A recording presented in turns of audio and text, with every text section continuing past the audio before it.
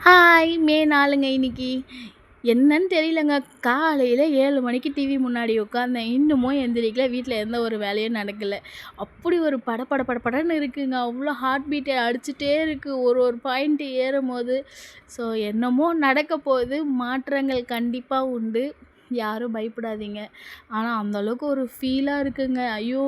ஒரு என்ன சொல்றது? நம்ப நாட்ல, நம்ம வீட்ல ஒருத்தவங்க ஜெயிச்சா மாரி தான் இருக்கு. யாரோ ஒருத்தங்க நம்ம அண்ணன் வந்து ஜெயிச்ச மாரிலாம் எனக்கு எந்த ஒரு ஃபீலும் இல்லங்க. என் வீட்ல என் கூட இருக்கிறவங்க யாரோ எதையோ சாதிச்சா மாரி அப்படிதான் எனக்கு ஃபீலா இருக்கு. கண்டிப்பா மாற்றம் நடக்கும். எல்லாரும் காத்திருந்து பார்ப்போம். கஷ்டப்பட்ட எல்லாருக்குமே இன்னைக்கு பலன் உண்டுங்க.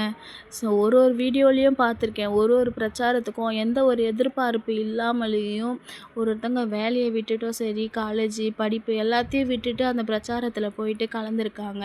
ஸோ அவங்க கஷ்டப்பட்டவங்க எல்லாருக்குமே இன்னைக்கு கண்டிப்பா பலன் உண்டு. ஸோ அவங்க விஜய் சார் அவங்க வீட்லலாம் பார்த்தீங்கன்னா, எவ்வளோ ஹாப்பியா உட்காந்து ரசிச்சு பார்த்துட்ருக்காங்க.